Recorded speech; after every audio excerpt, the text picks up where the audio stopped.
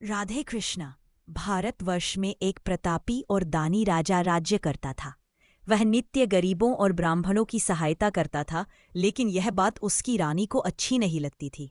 वह ना ही गरीबों को दान देती, ना ही भगवान का पूजन करती थी और राजा को भी दान देने से मना किया करती थी। एक दिन राजा शिकार खेलने वन को गए हुए थे। रानी घर पर अकेली थी। उसी समय बृहस्पति देव साधु वेश में राजा के महल में भिक्षा मांगने गए।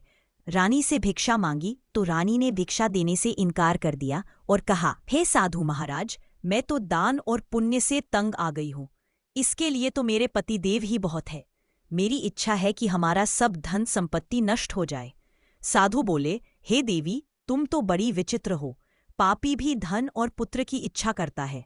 यदि तुम्हारे पास अधिक धन है तो भूखे मनुष्यों को भोजन करवाओ, प्याऊ लगवाओ, धर्मशालाएं बनवाओ, निर्धन मनुष्यों की कुंवारी कन्याओं का विवाह करवाओ, जिससे तुम्हारा यश लोक परलोक में फैलेगा एवं पितृ प्रसन्न होंगे। परंतु रानी पर उपदेश का कोई प्रभाव न पड़ा। वह बोली, साधु महाराज, मुझे ऐसे धन की आवश्यकता नहीं जिसको और मनुष्यों को दान दूं। साधु बोले, यदि तुम्हारी ऐसी इच्छा है तो ऐसा ही होगा। बृहस्पतिवार के दिन घर को गोबर से लीपना, सिर धोकर स्नान करना, कपड़े धोना। राजा से कहना कि वह हजामत बनवाए। 7 बृहस्पतिवार बीतते ही तुम्हारा सब धन नष्ट हो जाएगा। इतना कहकर वह साधु महाराज वहां से अंतर्ध्यान हो गए। केवल 3 बृहस्पतिवार ही बीते थे कि रानी की समस्त धन संपत्ति नष्ट हो गई। भोजन के लिए राजा का परिवार तरसने लगा। तब एक दिन राजा ने रानी से बोला कि हे रानी, तुम यही रहो, मैं दूसरे देश को जाता हूं। क्योंकि यहाँ पर सभी लोग मुझे जानते हैं, इसलिए मैं कोई कार्य नहीं कर सकता। ऐसा कहकर राजा परदेश चला गया। वहां वह जंगल से लकड़ी काटकर लाता और शहर में बेचता। इस तरह वह अपना जीवन व्यतीत करने लगा। इधर राजा के परदेश जाते ही रानी और दासी दुखी रहने लगी। एक बार रानी और दासी को 7 दिन तक बिना भोजन के हो गए तो रानी ने अपनी दासी से कहा, हे दासी, पास ही के नगर में मेरी बहन रहती है। वह बड़ी धनवान है। तू उसके पास जा और 5 सेर बेजर मोंग कर ले, उससे कुछ गुजर बसर हो जाएगा। यह सुनकर दासी रानी की बहन के पास गई। दासी ने रानी की बहन को रानी का संदेश दिया, लेकिन रानी की बड़ी बहन ने कोई उत्तर नहीं दिया, क्योंकि उस दिन गुरुवार का दिन था और रानी की बहन उस समय बृहस्पतिवार की व्रत कथा सुन रही थी। जब दासी को रानी की बहन से कोई उत्तर नहीं मिला तो वह बहुत दुखी हुई और उसे क्रोध भी आया। दासी ने वापस आकर रानी को सारी बात बता दी। उधर रानी की बहन ने सोचा कि मेरी बहन की दासी आई थी, परंतु मैं उससे नहीं बोली, इससे वह बहुत दुखी हुई होगी। कथा सुनकर और पूजन समाप्त करके वह अपनी बहन के घर आई और कहने लगी, हे बहन, मैं बृहस्पतिवार का व्रत कर रही थी जब तुम्हारी दासी आई, परंतु जब तक कथा समाप्त होती है तब तक न तो उठते हैं और न ही बोलते हैं, इसलिए मैं नहीं बोली। कहो दासी क्यों गई थी? रानी बोली, बहन, तुमसे क्या छिपाना, हमारे घर में खाने अन्न का एक दाना भी नहीं है। रानी की बहन बोली, देखो बहन, भगवान बृहस्पति देव सभी की मनोकामना को पूर्ण करते हैं। देखो, शायद तुम्हारे घर में अनाज रखा हो। रानी ने अपनी दासी को अंदर भेजा तो उसे एक घड़ा अनाज से भरा मिल गया। देखकर दासी को बड़ी हैरानी हुई। दासी रानी से कहने लगी, हे रानी, जब हमको भोजन नहीं मिलता तो हम रोज ही व्रत करते हैं, इसलिए क्यों न इनसे व्रत और कथा की विधि पूछ ली जाए, ताकि हम भी व्रत कर सकें। तब रानी ने अपनी बहन से बृहस्पतिवार व्रत के बारे में पूछा। रानी बोली, बृहस्पतिवार के व्रत में चने की दाल और मुनक्का से विष्णु भगवान का केले की जड़ में पूजन करें तथा दीपक जलाए। व्रत कथा सुने और पीला भोजन ही करे, इससे बृहस्पति देव प्रसन्न होते हैं, अन्न धन पुत्र देते हैं। व्रत और पूजन विधि बताकर रानी की बहन अपने घर को लौट गई। उसके बाद तो वह सभी गुरुवार को व्रत और पूजन करने लगी।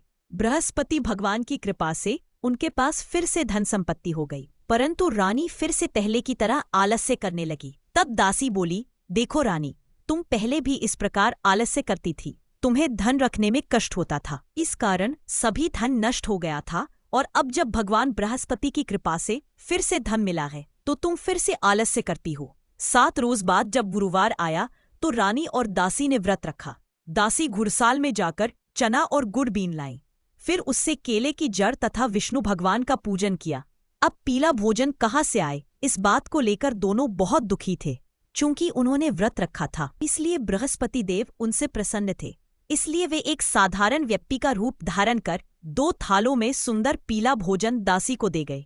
भोजन पाकर दासी बड़ी प्रसन्न हुई। रानी के पास जाकर दासी बोली, चलो रानी जी, भोजन कर लो।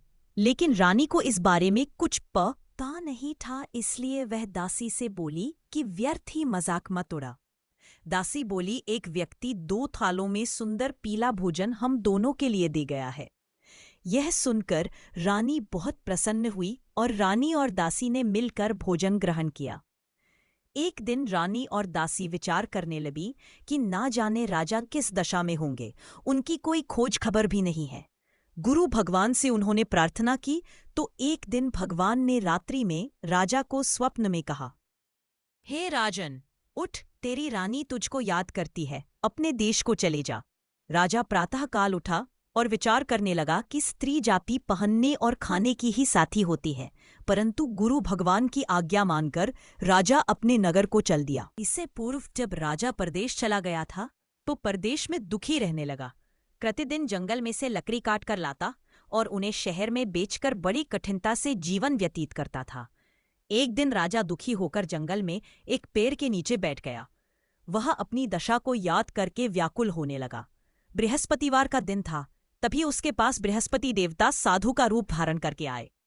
लकड़हारे के पास आकर बोले, हे लकड़हारे, इस सुनसान जंगल में तू किस चिंता में बैठा है? लकड़हारे ने हाथ जोड़कर साधु महाराज को प्रणाम किया और उत्तर दिया, हे साधु महाराज, आप सब कुछ जानने वाले हैं, मैं क्या कहूँ? यह कहकर राजा रोने लगा और साधु को अपनी आत्मकथा सुना दी। महात्मा दयालु होते हैं। वे बोले, तुम्हारी स्त्री ने बृहस्पति भगवान का अपमान किया है, जिसके कारण तुम्हारी यह दशा हुई है। लेकिन अब तुम चिंता मत करो, तुम्हारी स्त्री ने बृहस्पतिवार का व्रत प्रारंभ कर दिया है। अब तुम्हारे सब कष्ट दूर हो जाएंगे और भगवान तुम्हें पहले से भी अधिक धन संपत्ति देंगे। तुम मेरा कहना मानकर बृहस्पतिवार के दिन व्रत करके चने की दाल व गुड़ को लोटे में डालकर केले का पूजन करो अथवा कथा करो और सुनो, भगवान तुम्हारी सब मनोकामनाएं पूरी करेंगे। साधु के ऐसे वचन सुनकर लकड़हारा बोला, हे प्रभु, मुझे लकड़ी बेचकर इतना पैसा नहीं मिलता जिससे भोजन के उपरांत कुछ बचा सकूं। मैंने रात्रि में अपनी स्त्री को व्याकुल देखा है। मेरे पास कुछ भी नहीं जिससे मैं उसकी खबर मंगा सकूं, और मुझे पता भी नहीं है कि मैं कौन सी कहानी सुनूं। साधु बोले, बृहस्पतिवार की कहानी इस प्रकार है, सुनो। प्राचीन काल में एक ब्राह्मण रहता था। वह बहुत निर्धन था, उसके कोई संतान नहीं थी। उसकी स्त्री बहुत मलिनता के साथ रहती थी। वह स्नान न करती, किसी देवता का पूजन न करती। इससे ब्राह्मण देवता बड़े दुखी थे। बेचारे बहुत कुछ कहते, किंतु उसका कुछ परिणाम न निकला। भगवान की कृपा से ब्राह्मण की स्त्री के कन्या रूपी रत्न पैदा हुआ। कन्या प्रातः स्नान करके विष्णु भगवान का जप व बृहस्पतिवार का व्रत करने लगी। अपने पूजन पाठ को समाप्त करके विद्यालय जाती तो अपनी मुट्ठी में जौ भर के ले जाती और पाठशाला के मार्ग में डालती जाती। तब ये जौ स्वर्ण के जौ जाते, लौटते समय उनको बीन कर घर ले आती थी। एक दिन वह बालिका सूप में उस सोने की जौ को फटकर कर साफ कर रही थी कि उसके माता ने देख लिया और कहा, हे बेटी, सोने के जौ को फटकर ए लिए सोने का सूप होना चाहिए। दूसरे दिन बृहस्पतिवार था। इस कन्या ने व्रत रखा और बृहस्पति देव से प्रार्थना करके कहा कि मैंने आपकी पूजा सच्चे मन से की हो तो मेरे लिए सोने का सूप दे दो। बृहस्पति देव ने उसकी प्रार्थना स्वीकार कर ली। रोजाना की तरह वह कन्या जौ फैलाती हुई जाने लगी। जब लौटकर जौ बीन रही थी तो बृहस्पति देव की कृपा से उब सोने का सूप मिल गया। उसे वह घर ले आई और उसमें जौ साफ करने लगी, परंतु उसकी माँ का वही ढंग रहा। एक दिन की बात है कि वह कन्या सोने के सूप में जौ साफ कर रही थी। उस समय उस शहर का राजपुत्र वहां से होकर निकला। वह इस कन्या के रूप और कार्य को देखकर मोहित हो गया तथा अपने घर आकर भोजन तथा जल त्याग कर उदास होकर लेट गया। राजा को इस बात का पता लगा तो अपने प्रधानमंत्री के साथ उसके पास गए और बोले, ही बेटा, तुम्हें किस बात का कष्ट है? किसी ने अपमान किया है अथवा कोई और कारण हो सो कहो, मैं वही कार्य करूंगा जिससे तुम्हें प्रसन्नता हो। अपने पिता की राजकुमार ने बातें सुनी तो वह बोला, मुझे आपकी कृपा से किसी बात का दुख नहीं है अथवा किसी ने मेरा अपमान नहीं किया है, परंतु मैं उस लड़की से विवाह करना चाहता हूँ जो सोने के सूप में जौ साफ कर रही थी। यह सुनकर राजा आश्चर्य में पड़ा और बोला, हे बेटा, इस तरह की कन्या का पता तुम ही लगाओ, मैं उसके साथ तेरा विवाह अवश्य ही करवा दूंगा। राजकुमार ने उस लड़की के घर का पता बतलाया। तब मंत्री उस लड़की के घर गए और ब्राह्मण देवता को सभी हाल बतलाया। ब्राह्मण देवता राजकुमार के साथ अपनी कन्या का विवाह करने के लिए तैयार हो गए तथा विधि विधान के अनुसार ब्राह्मण की कन्या का विवाह राजकुमार के साथ हो गया। कन्या के घर से जाते ही पहले की भांति उस ब्राह्मण देवता के घर में गरीबी का निवास हो गया। अब भोजन के लिए भी अन्न बड़ी मुश्किल से मिलता था। एक दिन दुखी होकर ब्राह्मण देवता अपनी पुत्री के पास गए। बेटी ने पिता की दुखी अवस्था को देखा और अपनी माँ का हाल पूछा। तब ब्राह्मण ने सभी हाल कहा। कन्या ने बहुत सा धन देकर अपने पिता को विदा कर दिया। इस तरह ब्राह्मण का कुछ समय सुखपूर्वक व्यतीत हुआ। कुछ दिन बाद फिर वही हाल हो गया। ब्राह्मण फिर अपनी कन्या के यहाँ गया और सारा हाल कहा तो लड़की की बोली, हे पिताजी, आप माताजी को यहाँ लिवा लाओ, मैं उसे विधि बता दूंगी जिससे गरीबी दूर हो जाए। ब्राह्मण देवता अपनी स्त्री को साथ लेकर पहुंचे तो लड़की अपनी माँ को समझाने लगी, हे माँ, तुम प्रातःकाल प्रथम स्नान आदि करके विष्णु भगवान का पूजन करो तो सब दरिद्रता दूर हो जाएगी। परंतु उसकी माँ ने एक भी बात नहीं मानी और प्रातःकाल उठकर अपनी पुत्री के बच्चों की जूठन को खा लिया। इससे उसकी पुत्री को भी बहुत गुस्सा आया और एक रात को कोठरी से सभी सामान निकाल दिया और अपनी माँ को उसमें बंद कर दिया। प्रातःकाल उसे निकाला तथा स्नान आदि करा के पाठ करवाया तो उसकी माँ की बुद्धि ठीक हो गई और फिर प्रत्येक बृहस्पतिवार को वह व्रत रखने लगी। इस व्रत के प्रभाव से उसकी माँ भी धनवान और पुत्रवान हो गई और बृहस्पति जी के प्रभाव से इस लोक के सुख भोग कर स्वर्ग को प्राप्त हुए। इतना कहकर साधु अंतर ध्यान हो गए। धीरे धीरे समय व्यतीत होने पर फिर वही बृहस्पतिवार का दिन आया। लकड़हारा जंगल से लकड़ी काटकर किसी शहर में बेचने गया। उसे उस दिन और दिन से अधिक पैसा मिला। राजा ने चना गुड़ आदि लाकर गुरुवार का व्रत किया। उस दिन से उसके सभी क्लेश दूर हुए। परंतु जब दोबारा गुरुवार का दिन आया तो बृहस्पतिवार का व्रत करना भूल गया। इस कारण बृहस्पति भगवान नाराज हो गए। उस दिन उस नगर के राजा ने विशाल यज्ञ का आयोजन किया तथा शहर में यह घोषणा करा दी कि कोई भी मनुष्य अपने घर में भोजन न बनावे, न आग जलावे। इस आज्ञा को जो न मानेगा उसे फांसी की सजा दी जाएगी। इस तरह की घोषणा संपूर्ण नगर में करवा दी गई। राजा की आज्ञानुसार शहर के सभी लोग भोजन करने गए, लेकिन लकड़हारा कुछ देर से पहुंचा, इसीलिए राजा उसको अपने साथ घर लिवा ले गए और ले जाकर भोजन करा रहे थे तो रानी की दृष्टि उस खूंटी पर पड़ी जिस पर उसका हार लटका हुआ था। वह वहां पर दिखाई नहीं दिया। रानी ने निश्चय किया कि मेरा हार इस मनुष्य ने चुरा लिया है। उसी समय सिपाहियों को बुलाकर उसको कारागार में डलवा दिया। जब लकड़हारा कारागार में पड़ गया और बहुत दुखी होकर विचार करने लगा कि न जाने कौन से पूर्व जन्म के कर्म से मुझे यह दुख प्राप्त हुआ है, और उसी साधु को याद करने लगा जो कि जंगल में मिला था। उसी समय तत्काल बृहस्पति देव साधु के रूप में प्रकट हुए और उसकी दशा को देखकर कहने लगे, अरे मूर्ख, तूने बृहस्पति देव की कथा नहीं करी, इस कारण तुझे दुख प्राप्त हुआ है। अब चिंता मत कर, बृहस्पतिवार के दिन कारागार के दरवाजे पर 4 पैसे पड़े मिलेंगे। उनसे तू बृहस्पति देव की पूजा करना, तेरे सभी कष्ट दूर हो जाएंगे। बृहस्पतिवार के दिन उसे 4 पैसे मिले। लकड़हारे ने कथा कही। उसी रात्रि को बृहस्पति देव ने उस नगर के राजा को स्वप्न में कहा, हे राजन, तूने जिस आदमी को जेल में बंद किया है वह निर्दोष है, वह राजा है, उसे छोड़ दे। रानी का हार उसी खूंटी पर लटका है। अगर तू ऐसा नहीं करेगा तो मैं तेरे राज्य को नष्ट कर दूंगा। इस तरह रात्रि के स्वप्न को देखकर राजा प्रातःकाल उठा और खूंटी पर हार देखकर लकड़हारे को बुलाकर क्षमा मांगी तथा लकड़हारे को योग्य सुंदर वस्त्र आभूषण देकर विदा कर दिया। बृहस्पति देव की आज्ञानुसार लकड़हारा अपने नगर को चल दिया। राजा जब अपने नगर के निकट पहुंचा तो उसे बड़ा आश्चर्य हुआ। नगर में पहले से अधिक बाग, तालाब, कुएं तथा बहुत सी धर्मशाला, मंदिर आदि बन गई है। राजा ने पूछा, यह किसका बाग और धर्मशाला है? तब नगर के सब लोग कहने लगे, यह सब रानी और बांदी के हैं। तो राजा को आश्चर्य हुआ और गुस्सा भी आया। जब रानी ने यह खबर सुनी कि राजा आ रहे हैं तो उन्होंने बांदी से कहा कि हे दासी, देख राजा हमको कितनी बुरी हालत में छोड़ गए थे। कहीं हमारी ऐसी हालत देखकर वह लौट न जाए, इसलिए तू दरवाजे पर खड़ी हो जा। आज्ञानुसार दासी दरवाजे पर खड़ी हो गई। राजा आए तो उन्हें अपने साथ घर लेवा लाई।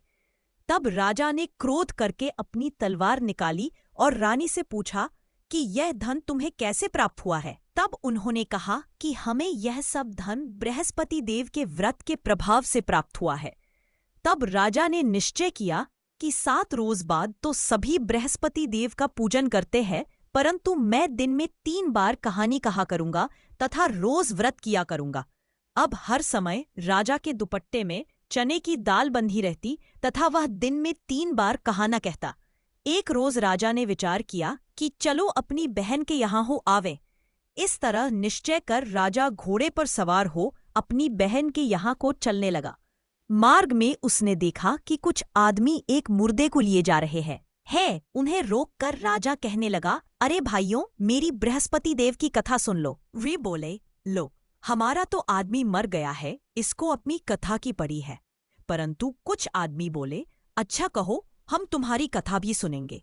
राजा ने दाल निकाली और जब कथा आधी हुई थी कि मुर्दा हिलने लग गया, और जब कथा समाप्त हो गई तो राम राम करके वह मनुष्य उठकर खड़ा हो गया। आगे मार्ग में उसे एक किसान खेत में हल चलाता मिला। राजा ने उसे देख और उससे बोले, अरे भैया, तुम मेरी बृहस्पतिवार की कथा सुन लो। किसान बोला, जब तक मैं तेरी कथा सुनूंगा तब तक 4 हरैया जोत लूंगा। जा अपनी कथा किसी और को सुनाना। इस तरह राजा आगे चलने लगा। राजा के हट्टे ही बैल पछाड़ खाकर गिर गए तथा किसान के पेट में बड़ी जोर का दर्द होने लगा। उस समय उसकी माँ रोटी लेकर आई। उसने जब यह देखा तो अपने पुत्र से सब हाल पूछा और बेटे ने सभी हाल कह दिया। तो बुढ़िया दौड़ी दौड़ी उस घुड़सवार के पास गई और उससे बोली कि मैं तेरी कथा सुनूंगी, तो अपनी कथा मेरे खेत पर चलकर ही कहना। राजा ने बुढ़िया के खेत पर जाकर कथा कही, जिसके सुनते ही वह बैल उठ खड़ा हुए तथा किसान के पेट का दर्द भी बंद हो गया। राजा अपनी बहन के घर पहुंचा। बहन ने भाई की खूब मेहमानी की। दूसरे रोज प्रातःकाल राजा जगा तो वह देखने लगा कि सब लोग भोजन कर रहे हैं। राजा ने अपनी बहन से कहा, ऐसा कोई मनुष्य है जिसने भोजन नहीं किया हो, वह मेरी बृहस्पतिवार की कथा सुन ले। बहन बोली, हे भैया, यह देश ऐसा ही है कि पहले यहाँ लोग भोजन करते हैं, बाद में अन्य काम करते हैं। अगर कोई पड़ोस में हो तो देखाऊं। वह ऐसा कहकर देखने चली गई, परंतु उसे कोई ऐसा व्यक्ति नहीं मिला जिसने भोजन न किया हो। अतः वह एक कुम्हार के घर गई जिसका लड़का बीमार था। उसे मालूम हुआ कि उनके यहाँ 3 रोज से किसी ने भोजन नहीं किया है।